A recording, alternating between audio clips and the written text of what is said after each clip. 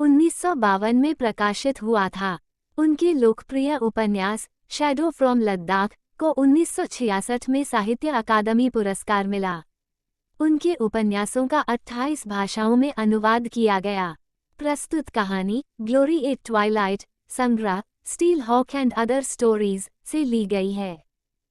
लेखिका भवानी भट्टाचार्य ने अपनी लघु कथा ग्लोरी एट ट्वाइलाइट में सत्यजीत के चरित्र के माध्यम से जीवन में मनुष्य के उतार चढ़ाव का स्पष्ट चित्रण किया है।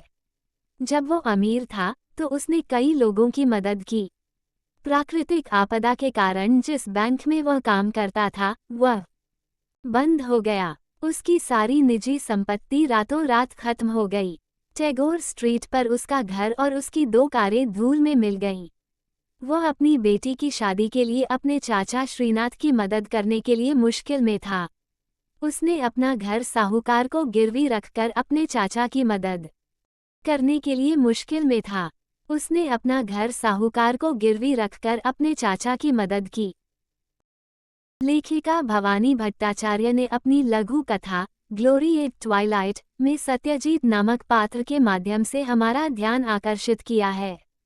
अप्रत्याशित घटनाएं मनुष्य के जीवन को अप्रिय स्थितियों की ओर ले जाती हैं। सत्यजीत एक दुखद नायक था जिसने अचानक सब कुछ खो दिया था। बैंक के अचानक डूबने से उसकी सारी निजी संपत्ति रातों रात खत्म हो गई। टैगोर स्ट्रीट पर उसका घर और उसकी 2 कारें धूल में मिल गईं। इस दुखद स्थिति में उसकी पत्नी ने एक लड़के को जन्म दिया।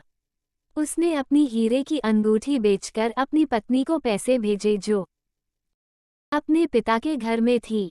सत्यजीत ने अपनी मेहनत और कुशलता से क्लर्क के पद से अकाउंटेंट का पद हासिल किया। सत्यजीत को अपने चाचा का पत्र मिला था। उसे पता चला कि उसके चाचा अपनी बेटी की शादी के लिए उससे आर्थिक मदद की उम्मीद कर रहे थे। उसके चाचा श्रीनाथ उसके खून के रिश्तेदार नहीं थे, बल्कि शांतिपुर गांव में उसके पड़ोसी थे। हालांकि सत्यजीत मुश्किल में था, फिर भी उसने अपने चाचा को शादी के दिन अपने आने का संदेश भेजा। शांतिपुर गांव पहुंचने पर सत्यजीत का गर्मजोशी से स्वागत किया गया। दुल्हन ने सम्मान के प्रतीक के रूप में उसके पैरों को ठंडे पानी से धोया। उसने अपने चाचा के परिवार के सदस्यों से इस तरह के शानदार स्वागत की कभी उम्मीद नहीं की थी। सत्यजीत ने अपनी आर्थिक स्थिति के बारे में सोचा। उसके पास में केवल 200 रुपये थे। उसने कैंडिक के साथ उसने दुल्हन को कितना देना है इसका मोटा मोटा हिसाब लगाया। वह गांव में गया और बुजुर्गों से मिला। वह उसके घर गया और राहत की सांस ली। सत्यजीत के चाचा श्रीनाथ का मानना था कि दहेज की राशि 2001 रुपये सत्यजीत द्वारा मदद के तौर पर दी जाएगी। उन्हें सत्यजीत की आर्थिक स्थिति का अंदाजा नहीं था।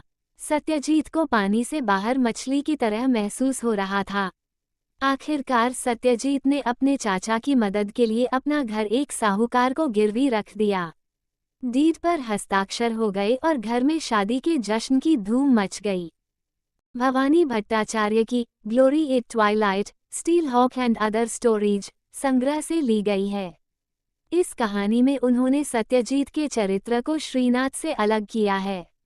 वह हमें एक स्पष्ट दृष्टिकोण देते हैं कि हमें क्या करना चाहिए। अपनी व्यक्तिगत इच्छाओं या जरूरतों के लिए दूसरों को परेशान न करें। लेखक ने चाचा श्रीनाथ के चरित्र के माध्यम से अपने पाठकों को ये साबित किया है।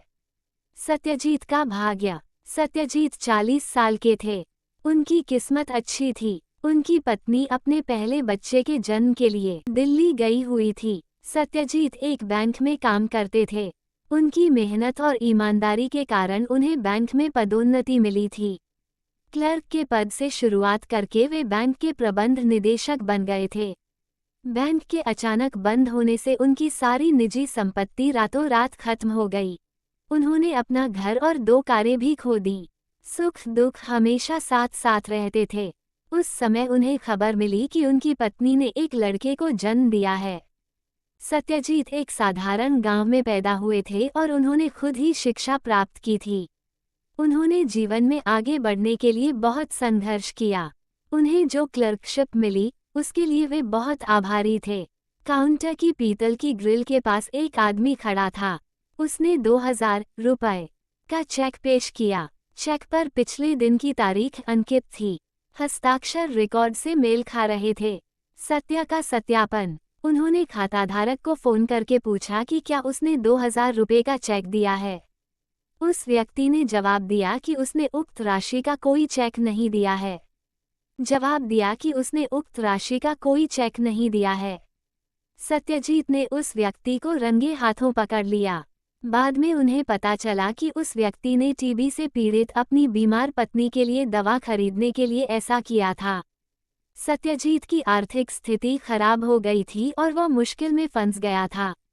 उसे अपने चाचा श्रीनाथ से अपनी बेटी बीना की शादी में मदद के लिए पत्र मिला था। उसने अपनी अन्य बेटियों की तरह ही श्रीनाथ से भी मदद मांगी।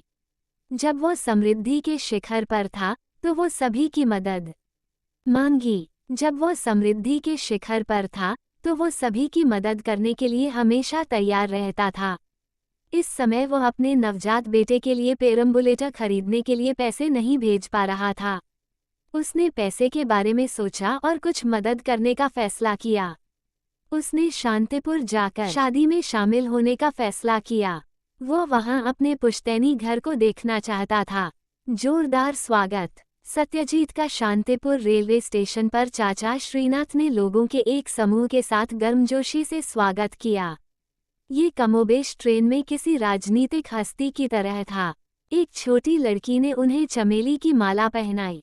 जब सत्यजीत मिट्टी के ईंटों से बने घर में पहुंचे तो सम्मान के तौर पर बीना ने उनके पैर धोए और पोंछे।